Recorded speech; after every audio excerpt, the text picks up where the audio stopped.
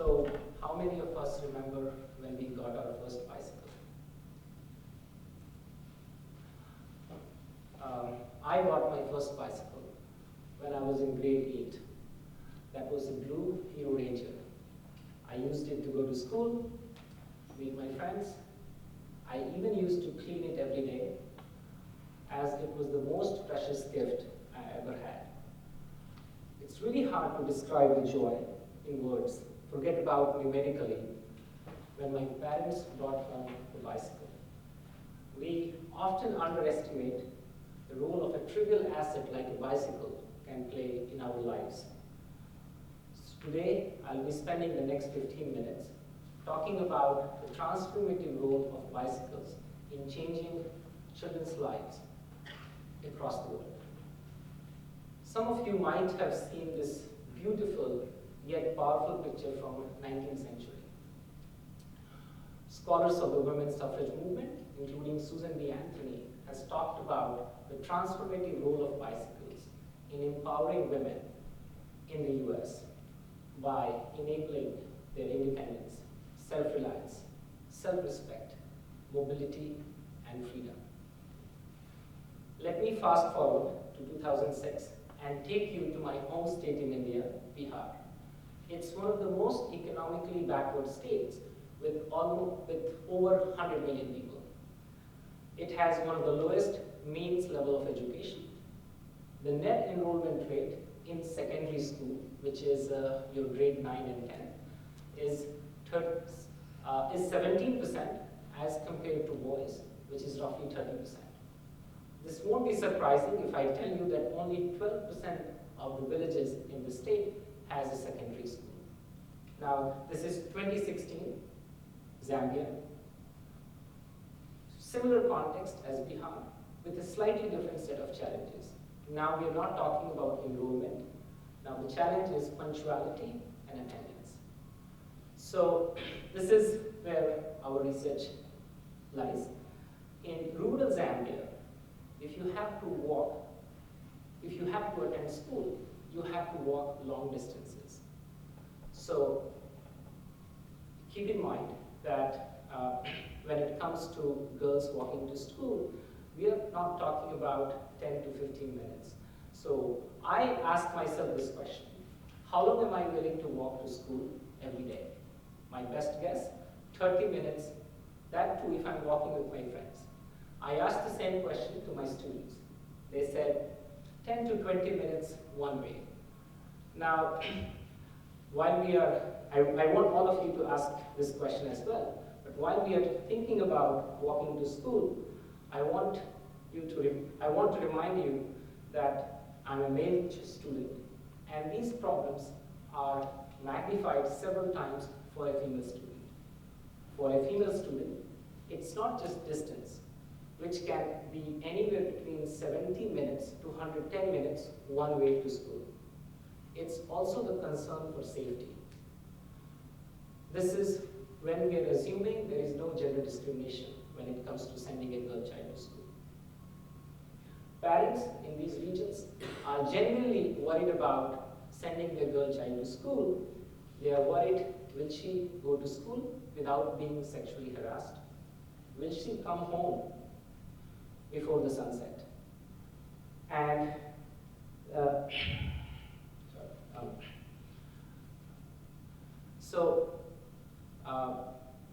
I hope by now what I've been trying to convince you that distance is an important barrier when it comes to attending school for many girls in these developing countries. So where am I headed with this? So if you look at these three pictures together, it's a picture of female riding bicycle across time and region, yet conveying a very similar story.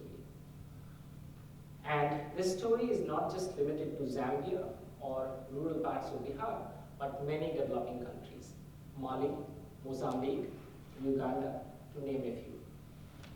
Now, gender gap in education is a pretty huge deal.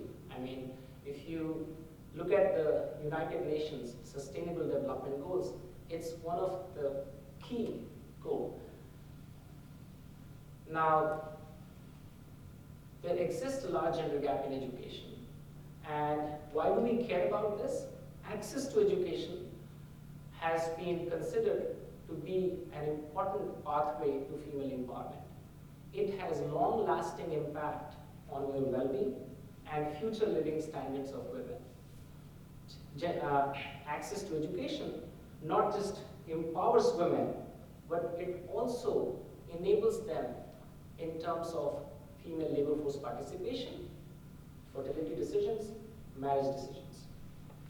So now let me elaborate a bit more on why sending a girl child to school is extremely hard in many countries. Cost to school is high. That too, if you include the opportunity cost of going to school. So this is not just paying the school fee, it's also accounting for the time that you could have worked. Gender norms are deep-rooted and often discriminatory towards the girl child.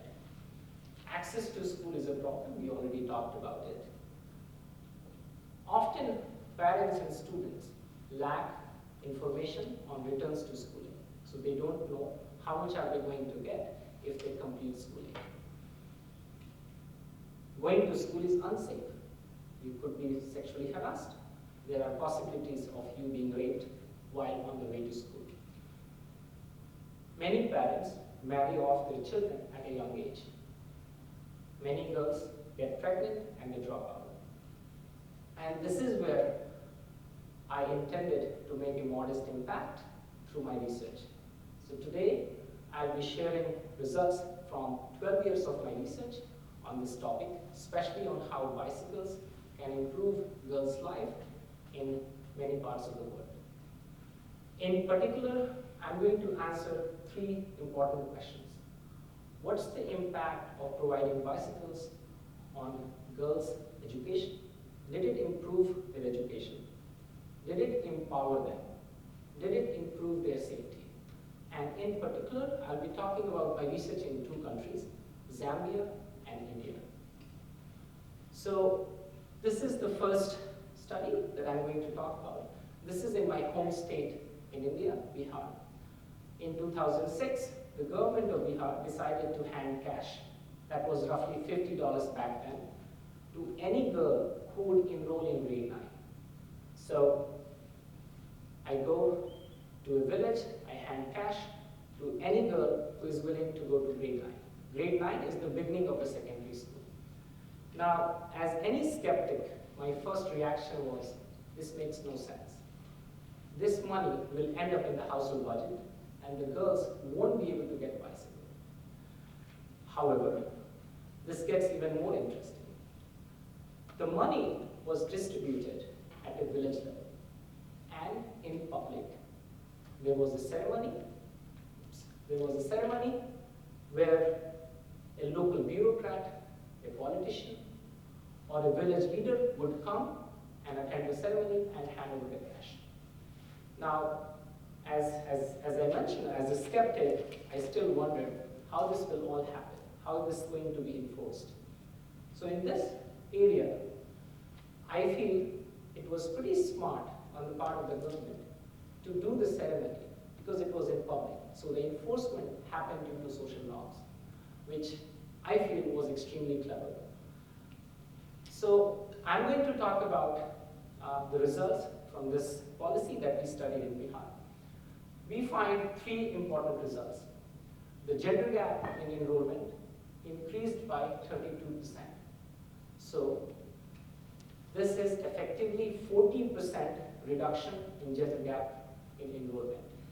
These numbers are average. However, when you account for heterogeneities in our study, these numbers are actually way beyond 40%. These girls not only completed grade 9, they went to grade 10 and they graduated from grade 10.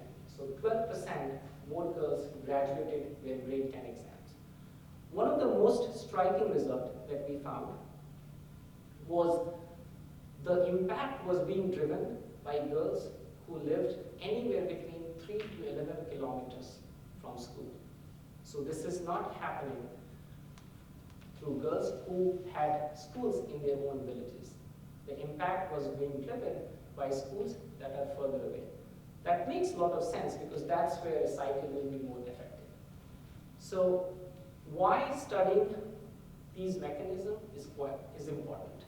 So as a researcher, when you want to implement your policy in a different context, understanding these mechanisms is quite crucial because it helps you replicate your findings in a different context. So what did we do in Zambia? So in my home state in India, this was not an experiment. The government decided to launch this policy in the entire state in 2006.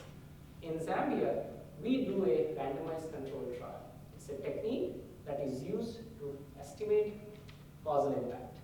So this was an experiment that we did in 100 schools across 3 districts in rural Zambia. Girls in 45 schools got the bicycle, while in the 55 schools it was business as usual. So this was done in collaboration with World Bicycle Relief, an NGO that's based in Zambia, and its headquarters in Chicago, Innovations for Poverty Action, and the Government of General Education in Zambia. Here, we answer few important questions. What's the impact on time? In Zambia, as I mentioned, it took girls almost 110 minutes one way to go to school. So the travel time reduced by 33%. That's roughly 35 minutes one way to go to school. The punctuality improved by 66%. Absenteeism reduced by 28%. Now, these are pretty large impact. So anyone who studies education, the next question is, now that these girls are spending more time in school, what's happening? What happens to their grades? I don't think it's an obvious question. When I teach my students, I always wonder, does spending more time in school translates into test scores? In this context, the good news is the time spent in school actually translated into higher math test scores. When we started this project, our primary goal was to study the impact of bicycles on female empowerment. This is an outcome of great interest to not just academics like us, but also policymakers. It won't be wrong if I say that more than a century later, after Susan B. Anthony talked about female empowerment in the US and the role played by bicycles, we went ahead and tested this in rural Zambia. Now what do we find? We find that the incidence of sexual harassment went down by 22%. That's a pretty large impact. Girls became more aspirational. They felt they had more control over their lives. Their self-image improved. They wanted to have fewer number of kids. They wanted to marry at an older age. They became more pro-social. Now, these outcomes are important, especially for a policy standpoint. And for good reason, hopefully, this also attracted attention of many policymakers in many countries. There is an ongoing effort to scale up this intervention in many countries. In Zambia, Uganda, Malawi, Ghana, Rwanda, and Mali. Let me end with a beautiful quote from Susan B. Anthony, where she talked about the role of bicycle in improving a girl's life in the US. Thank you.